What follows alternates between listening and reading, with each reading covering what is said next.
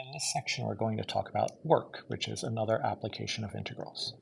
So you've possibly, I'm not actually sure, but there's a good chance you've encountered this notion of work before, maybe in your ninth grade physics class, right? And the basic formula is that work is force times distance. So the idea is there are cases where we're moving some object, and in order to move that object, we're working against some force. So perhaps we are lifting an object, in which case we're working against the force of gravity.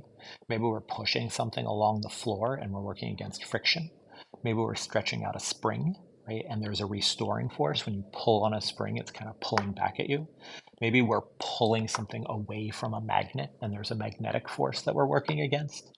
So what this essentially does is it calculates how much energy do I need to do that, right? And it's based upon two things. How strong is the force that we're going against, and how far do we need to move that object? So it's just force times distance. The standard SI units for this is that force is measured in newtons, distance is measured in meters, and work is measured in joules, right? So a joule is simply 1 newton times 1 meter. So as a very easy example, right, suppose the gravitational force on a heavy object is 800 newtons. How much work is done lifting it to a height of 2 meters? So this is very straightforward. Work equals force times distance. The force of gravity on this thing is 800 newtons. We're moving it 2 meters, so that is 1600 joules. Now, this doesn't really feel like calculus. This just feels like multiplication. Where calculus comes into play is, what if there's a variable force? Here, we're assuming that when we're lifting this heavy object, the force of gravity is always the same, right? And that's basically true. If I move something just up or down 2 meters, we're not really going to notice a difference in force. But there are certainly cases where we do. There are variable forces. So for example, a magnetic force. Right? If I have some magnet pulling against a metal ball, right, that magnetic force is going to get weaker as we pull things away. Right? That probably makes sense, right? There are magnets all over the world, and metal objects, if you put a metal object on the table in front of you, it's not going to get pulled towards some magnet in Texas. Right? When magnets are very far away, they don't have much of a force. When they're very close, they have a strong force. The force of Earth's gravity actually does change. It's just that it's hard for us to notice when we're around the surface of the Earth, right? Even if you climb to the top of a mountain or go in an airplane, that's not a major change. But if you're an astronaut going to the moon, or you're trying to lift a rocket out into the solar system to go exploring, that makes a huge difference. Gravity gets weaker as things move away from the Earth. With a spring, the force actually gets stronger. The more you pull on a spring, the harder it is to extend it farther. Right? So these are cases where the force is changing. And the calculus formula is that instead of just multiplying force by a distance, we are going to take an integral. That accounts for the fact that the force might not be the same. So if we think of this as a graph, maybe I'm moving something from position 1 to position 5, and the force is growing bigger as I do that. Well, taking the integral of that computes that area, and it's essentially taking into account, all right, what is kind of the total amount of force times distance, if you think about the units, even if it's not a constant. And I'm leaving out the derivation of this formula, but hopefully you're noticing all of these applications involving definite integrals, we kind of get to them the same way, right? So maybe pause and think about how we could come up with that integral. So let's just do a couple of examples. So we're going to talk about weight. And often in everyday parlance, people talk about weight and mass interchangeably.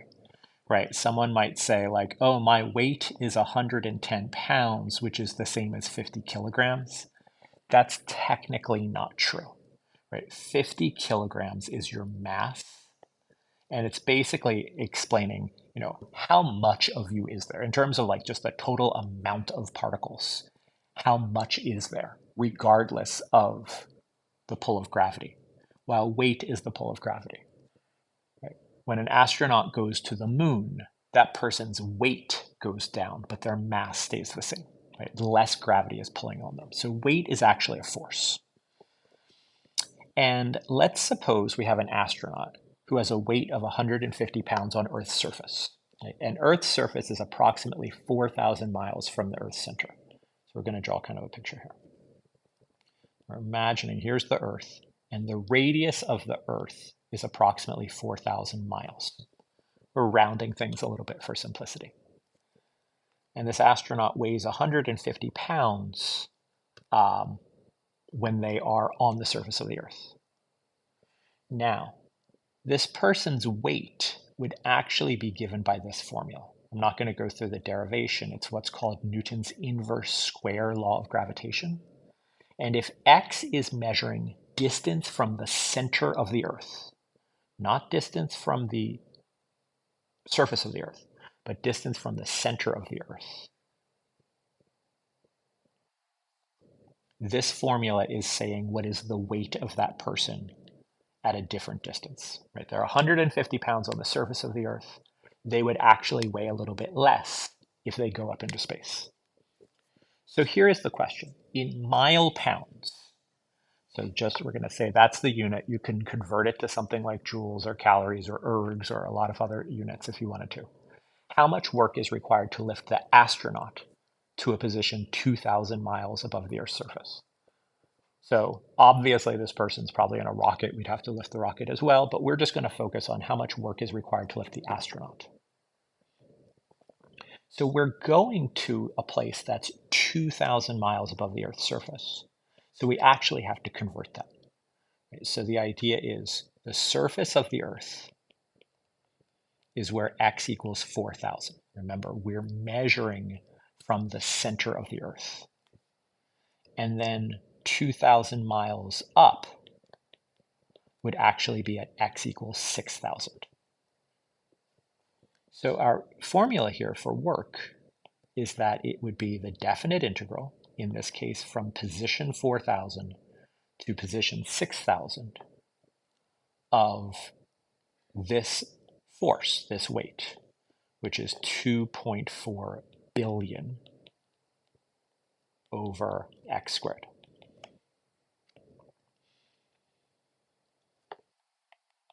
So actually pause and just see how much of this you can do.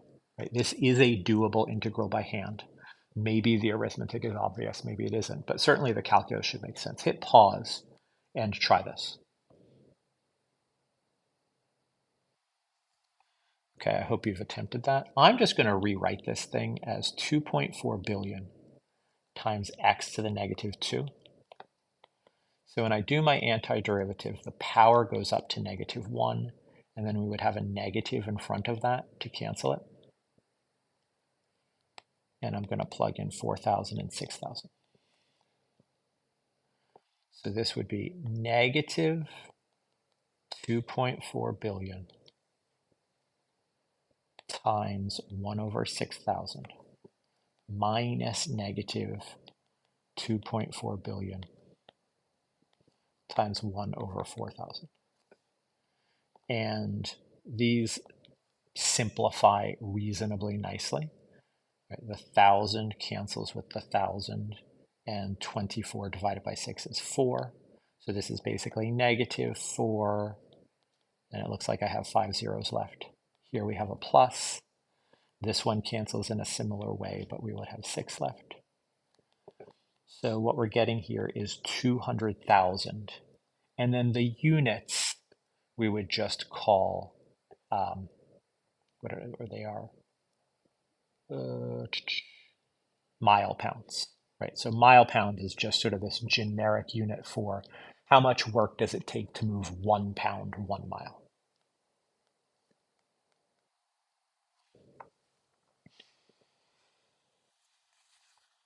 And we'll notice that even though you wouldn't be able to guess this number, it does demonstrate that gravity is getting weaker.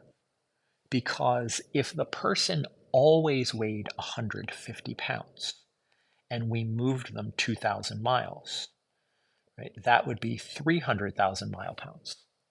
So the total amount of work is not the same as moving 150 pounds for 2,000 miles, because what's happening is this person is actually losing weight as they go up. Right? Not losing mass, but losing weight. There is less force of gravity pulling on this person. All right, we're going to do another example, and this involves something called Hooke's law. So Hooke was more or less a contemporary of Isaac Newton. They were both English physicists in the 17th century. There's an interesting story that I've heard that I will share in class, but maybe not put in this video. And here is what Hooke discovered, or at least he put his name on this, that if we have a spring, so if we have a spring, and let's just imagine that it's vertical, it has some natural resting position, right? If you just let it go, depending upon how tightly it's coiled, there's a position it's going to be in. Right? So this is essentially its equilibrium position.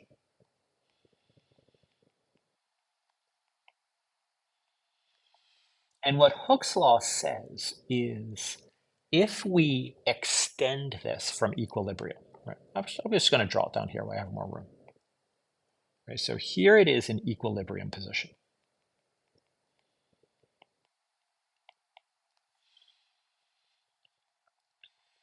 Now, imagine that I pull it out a certain extra distance.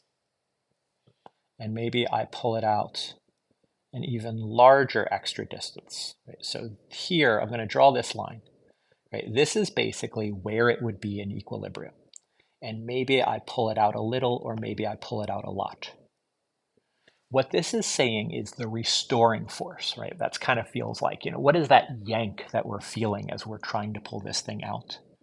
That force is proportional to the extra distance.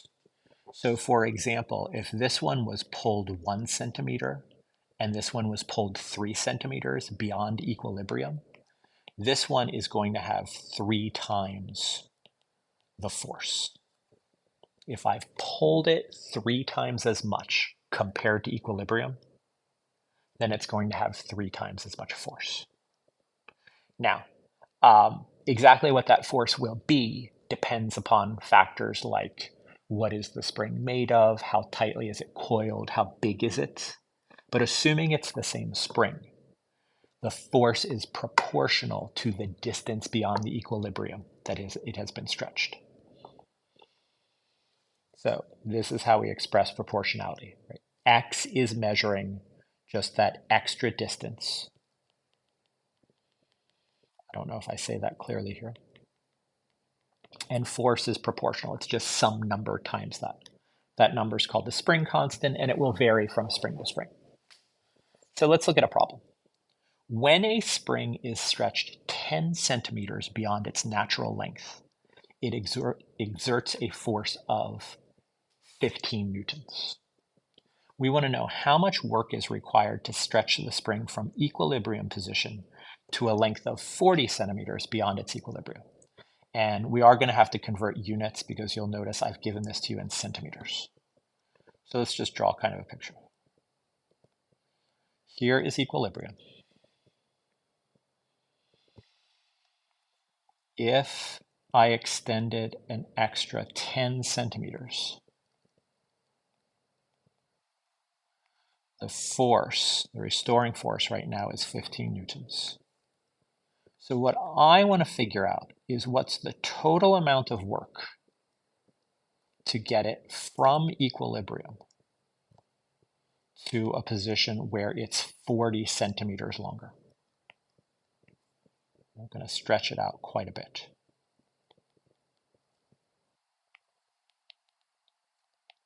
So how much work to pull it this far? That's essentially what we're trying to figure out. So the first thing we're going to do is we're going to reflect upon Hooke's law. Hooke's law says that the force is some multiple times that distance. And we have enough information to figure out how that works. So we have this information that when The distance is 10 centimeters, which is actually 0.1 meters. So I want to do everything in meters and newtons and joules so it all fits together. The force is 15. So this means that the spring constant here is 150.